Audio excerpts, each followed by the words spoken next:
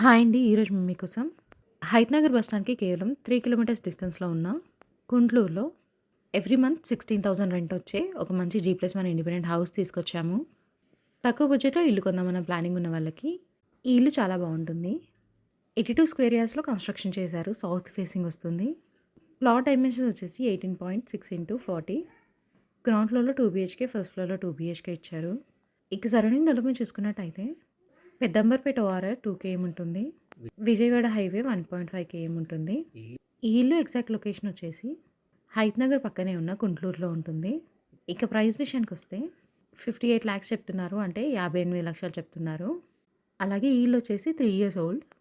ఈ ఇల్లు కొందామన్న ప్లానింగ్ ఉన్న వాళ్ళకి 90% బ్యాంక్ లోన్ కూడా వస్తుంది.